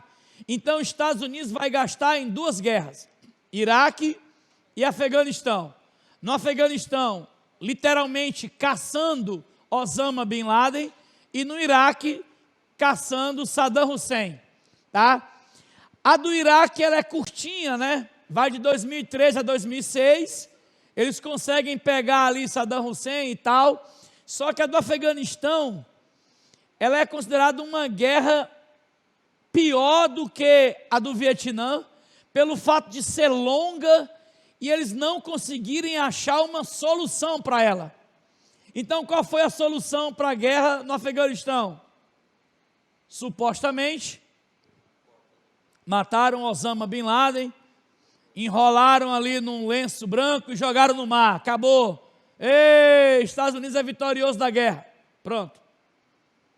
Mas prova, ninguém nunca teve. Aí tem, se ele foi mesmo ou não. Tem especulações que falam que ele já tinha morrido há muito tempo, que os Estados Unidos estava caçando, era um fantasma, tá? Então, quando a CIA teve realmente prova de que ele já tinha morrido, pai, vamos invadir uma casa aí, vamos matar vamos enrolar e acabou, pronto, vamos acabar com esse esse custo. Veio a reeleição do Barack Obama, porque estava em crise, né? Barack Obama, a aprovação dele estava em baixa. Então ele precisava dar um bota fim nisso aí, eu me reeleito e acabou, hein? Todo mundo está feliz. E aí, ó, para bancar esses gastos do Estado, o que o governo vai fazer para gerar receita? Sistemas de crédito e juros baixos. Entenderam que uma coisa foi puxando a outra? O governo aqui aumentou os gastos, aí tem que aumentar a receita. Tem que sair de algum lugar o custo. Então o que eu vou fazer? Vou gerar um mercado consumidor. Pronto. Vou gerar um mercado consumidor. Porque o americano vai comprar e comprando ele vai pagar imposto. E aí eu aumento a minha arrecadação. Então ele gerou crédito e baixou os juros.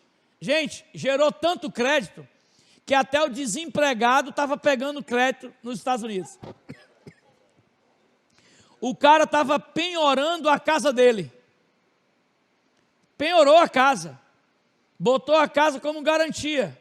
Pronto. E pegou dinheiro.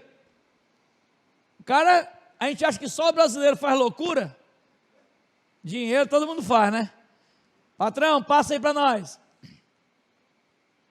Aí você tem, quando ele gerou crédito e todo mundo foi atrás do crédito, penhorando casa, vendendo o que tinha e o que não tinha, pegando empréstimo, se endividando, rolou um risco de inflação.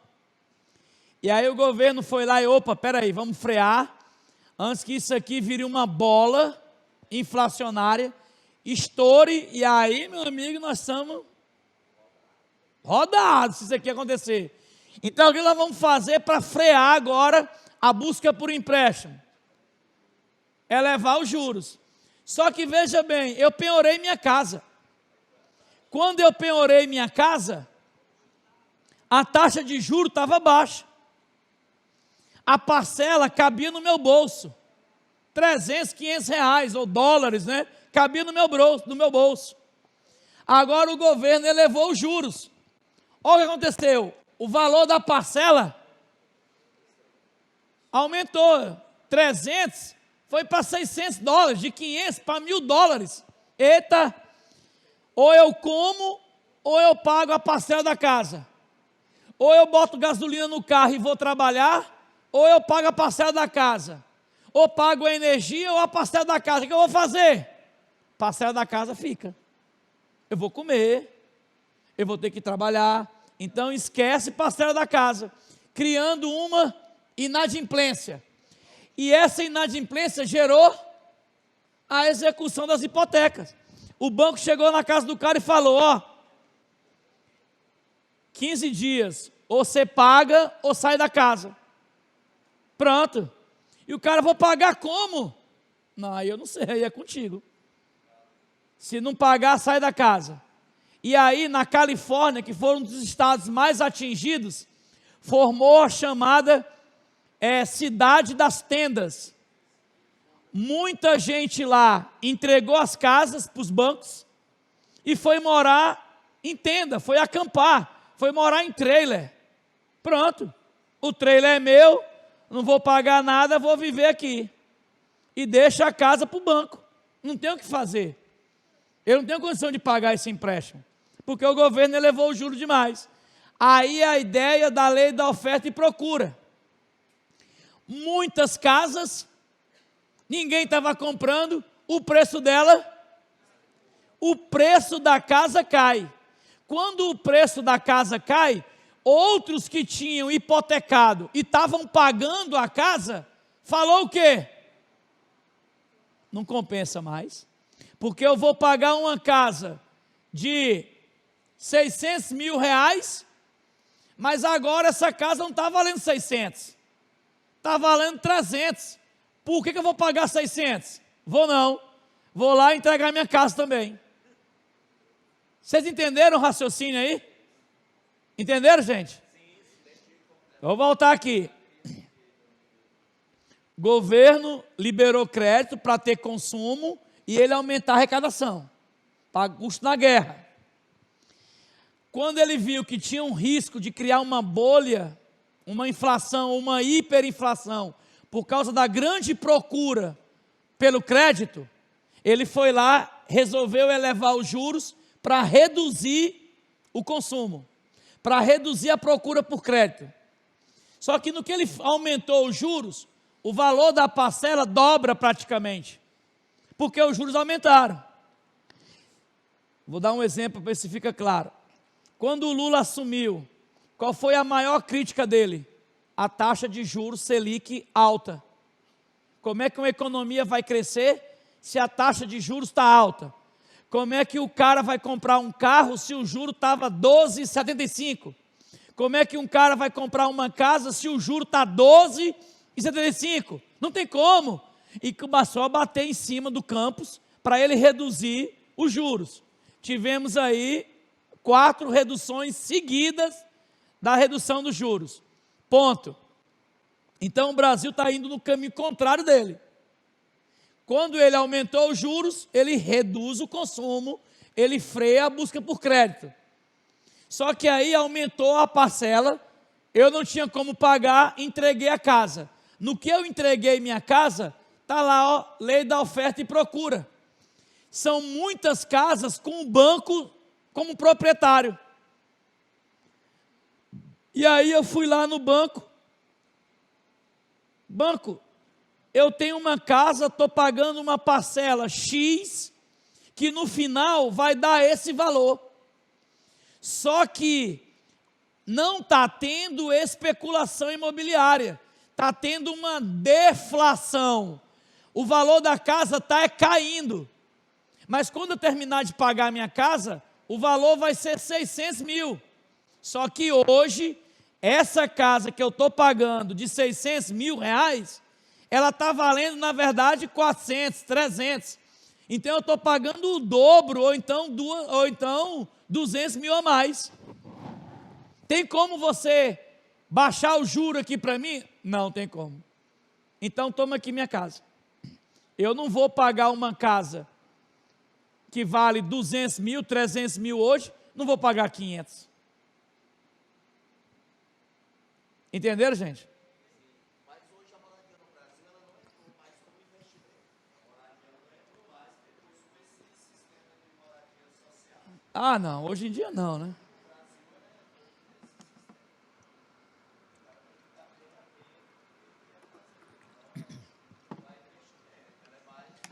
Mas a construção civil, principalmente aqui em Palmas, está muito aquecida ainda. Ou não sei se ela está aquecida ou os construtores aqui não têm muita noção, porque, meu amigo, tem umas... Rapaz, para você achar uma casa de menos de 300 mil, menos de 400 mil, ser pena, viu? Porque, olha, onde um amigo meu, que está querendo vir de Araguaína para cá por causa do concurso, onde ele está andando atrás de casa, ele está achando 600, 700, 500... Ele estava procurando onde? 309 Sul, naquela parte ali perto da Graciosa ali. Aí eu falei para ele, meu amigo, ou vem para a parte de cá, mais para a serra, ou então desce um tiquinho mais. Vamos aqui no 1.600, 1.700. Aí você vai, entendeu? Mas ele queria para lá, eu falei para ele, né, Aureni, falei para ele Itaquaralto, mas ele falou assim, rapaz, eu vou dar aula no militar, entendeu, lá no colégio militar, né, para sair de Itaquaralto para lá, eu vou dar uma viagem, Palmas. Eu falei assim, rapaz, tem um 100 Itaquaralto, tem outras escolas. Eu falei assim, não, mas como a minha mulher também trabalha para cá, a JK, né, e o filho estudou para cá, eu vou ter que ficar vindo do mesmo jeito, mas é uma penada, entendeu? Tem que ter mesmo. Então, ó, gente, queda no valor do imóvel, tá? Queda no valor do imóvel. O banco reduz porque é lei da oferta e procura. Então, o cara entrega a casa porque está pagando um valor e a casa está valendo outro, tá? Ô, volta aí um tiquinho. Acabou, passou. Ou fui eu. Volta aí. Isso. Aí você tem aqui, ó, os bancos não recuperam o valor. e aí como o banco não recupera o valor, ele quebra, inclusive quebrou um banco antigo chamado Lehman Brothers, quebrou. Aí você tem a falência de bancos e seguradoras, bolsa de valores impactadas. E aí, ó, globalização da crise, tá? Então foi o passo a passo dessa crise. Antes de mudar o slide, essa crise, ela se espalha, tá lá, a globalização da crise. Só que ela se espalha em 2010. 2010 ela vem respingando para cá, e 2010 ela respinga na Europa. Carreirinha, e quando chegou no Brasil? Quando chegou aqui, o governo Lula gerou crédito, o governo Lula fez o que o Bush fez, gerou crédito, reduziu juros, para que a população gerasse um mercado consumidor forte, e fez isso. O Lula foi na mídia, eu me lembro como ontem, ele foi na mídia e falou assim: brasileiros, não se preocupem, a linha de crédito está pré-aprovada e o seu Natal está garantido. O presente do seu filho, da sua neta, está garantido. A crise vai chegar aqui uma marolinha. E chegou a marolinha. Em 2010, o Brasil cresceu aí 7,5%. Só que o que aconteceu nos anos seguintes? A marolinha foi criando força e virou tsunami.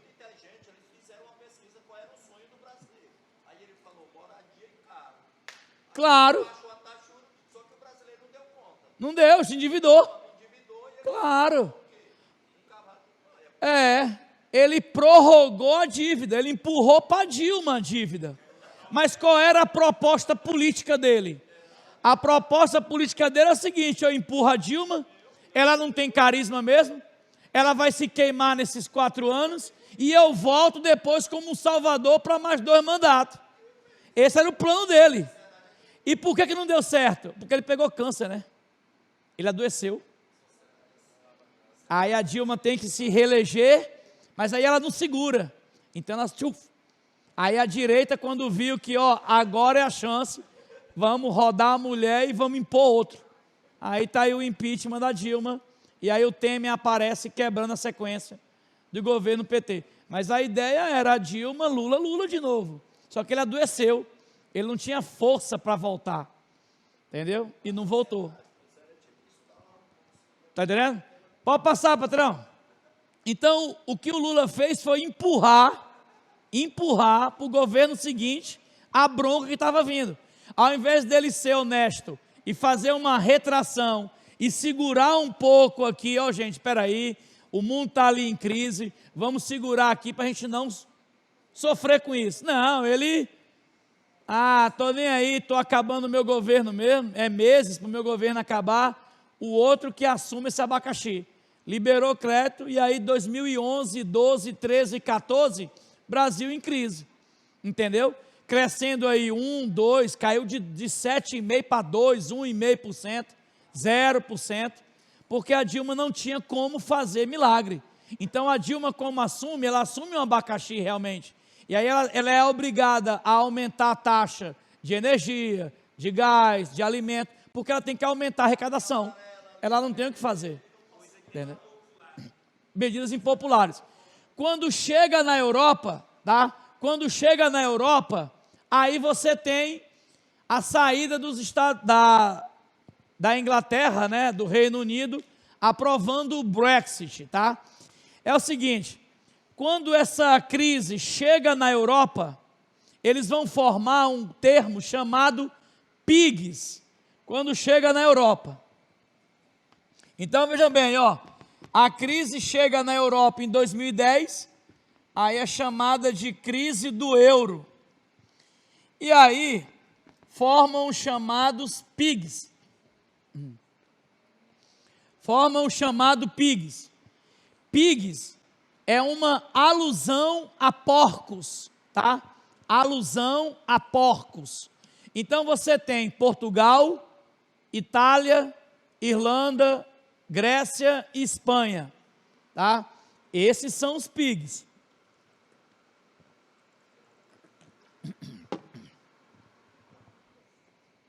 Vamos. Portugal, Itália, Irlanda, Grécia e Espanha. Esses países foram os causadores, os acusados pela desvalorização do euro. Gente, esses 5 países aí, eles geraram, além da desvalorização do euro, tá? Além da desvalorização do euro, eles geraram também uma baixa competitividade econômica. E se existe baixa competitividade econômica, não tem consumo do produto europeu. E se não tem consumo, tem o quê? Demissões. Se não tem consumo, tem demissões. Ponto. Tá? Se não tem consumo, tem demissões. Acabou. Então a Europa entra em crise. Eu queria que vocês visualizassem uma coisa. Vocês lembram da data que eu falei para vocês que em 2010 estava ocorrendo a Primavera Árabe na África, que eram conflitos contra os ditadores? E o que o egípcio, o argelino e o líbio fizeram quando viram o conflito no seu país? Europa. Eu vou para a Europa.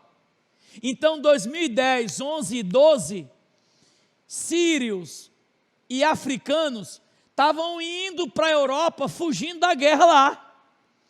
Aí a Europa tem uma crise econômica e uma crise social, com a chegada desse tanto de estrangeiro. E o que a Inglaterra faz? Isso aqui é uma barca furada. Eu vou já vazar, porque senão o dinheiro que eu investi aqui eu não vou ter retorno.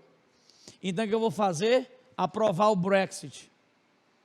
BR é britânico e o exit, saída. Então saída britânica. Então na hora que eles veem esse cenário, eles falam, a União Europeia já não é mais interessante para mim. Então eu quero sair do bloco. E aí em 2016 aprova o Brexit e sai da União Europeia. Tem todo um trâmite e ela é concluída em 2019. Pode voltar para o slide? Aí ela é concluída depois, tá? Com renúncia de 3 primeiros ministros, né? David Cameron, Theresa May e depois Boris Johnson, tá? E aqui, dezembro de 2019, a proposta é aprovada. A proposta é aprovada e em janeiro a saída oficial, tá? França, Polônia, Bielorrússia e Rússia são os supostos aí apoiadores disso aí, tá? Ou saída do Reino Unido. Beleza? Suave aí? A França tem uma vontade também de vazar juntamente com a Holanda. Claro que Rússia e Bielorrússia não fazem parte da União Europeia, não, tá? Pode passar. Gente, saindo dessas crises aí, vamos só comentar um pouquinho essa guerra, que todo mundo está acompanhando, tá? A guerra da Rússia. Coloquei essa imagem aí. Estou finalizando, gente, só um minuto. Coloquei essa imagem aí, de março, tá? De 22. Essas áreas aqui foram as ocupadas pela Rússia. Essa região aqui, Crimeia, ela é uma península, é onde nós temos a anexação em 2014 desse pedaço à Rússia, tá? Eu quero que vocês visualizem que o interessante dessa área aqui é porque existem aí, supostamente, bases navais, bases militares. E aí especula-se que tem ogivas nucleares, bombas atômicas, coisas desse tipo aí, tá? Por isso o interesse da Rússia nesse pedacinho aqui, tá? Foi uma guerra meio do estilo hollywoodiano, tá? Muito cinematográfica. O presidente ucraniano usou demais a mídia, alguns ocidentais, né, políticos ocidentais, alegando que ele usou para se promover, tá? E aí acabou se promovendo em cima da guerra, em cima da dor dos outros. Pode passar, meu patrão? Mas, Carreirinha, o que a Rússia ganha com isso? A Rússia ganha com isso a reeleição dele, que foi agora, né? Mais uma vez ele é reeleito ininterruptamente, tá? Então agora ele vai por mais 5 anos, depois ele vai, se ele ganhar a próxima, ele vai até 2036 ganhando a próxima. O cara tá mandando, nossa. Só uma historiazinha dele, ele está no poder direto e indiretamente, desde 94, direto e indiretamente, tá? Porque Boris Yeltsin, que em 91 assumiu a Rússia, colocou ele como primeiro-ministro. Ele era da KGB, então ele fica alternando ali. Horas é ele reeleito, aí depois ele colocou Dmitry Medvedev por 2 anos, e ele era primeiro-ministro, aí o Ocidente acusou que era ele que mandava, o outro era só teste de ferro, e aí desde Medvedev só ele no poder, porque ele conseguiu aprovar no Congresso, ininterruptamente. Então ele está mandando na Rússia. Carreirinha, mas é ditadura? Cara, não, entendeu? Não, tem o voto. Ah, mas o povo lá tem medo de votar no contrário, na oposição. O que se especula, isso é especulação, tá? É especulação, é que boa parte da oposição lá é bancada por ele, para justamente dizer que tem uma oposição, tá? O opositor mesmo lá foi ameaçado uma época, teve um lá que foi ameaçado, mas esse também sumiu, tá? Era. Então você tem aqui, tá? A guerra na Ucrânia chega em 2023, ainda está ocorrendo, tá? Só que hoje em dia nem tanto na mídia, porque virou uma notícia repetitiva, e aí estoura em outubro a da Palestina, e aí você tem uma proporção maior, diferente, então a da Ucrânia sai de cena, tá? O que nós temos ainda hoje, essas áreas conquistadas, tá? A Rússia saiu dessas regiões aqui, ó, que foram reanexadas ou recuperadas pela Ucrânia. É uma guerra tecnológica, porque você tem o uso de drone, tá? Drones militares, aí vira e mexe, um abate do outro, outro abate de um, tal, tá?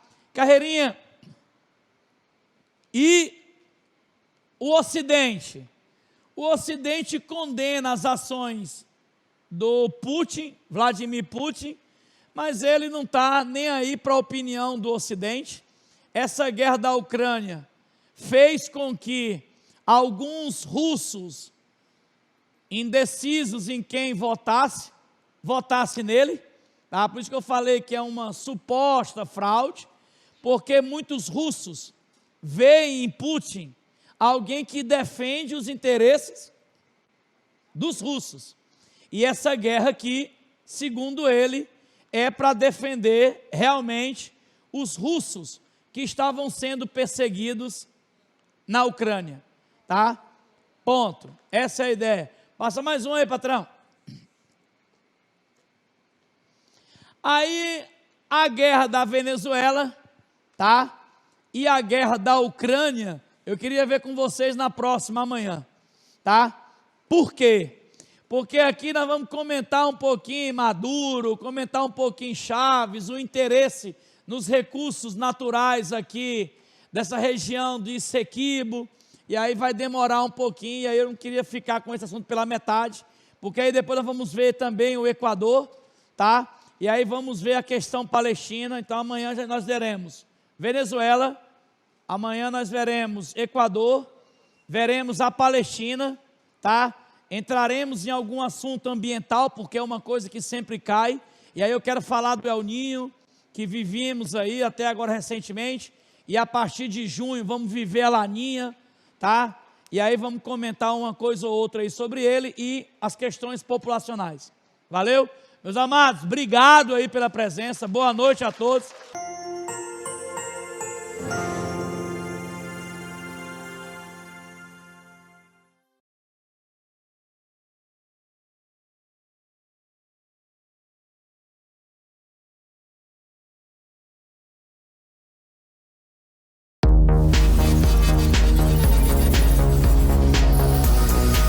TV Assembleia do Tocantins, uma emissora da Rede Legislativa.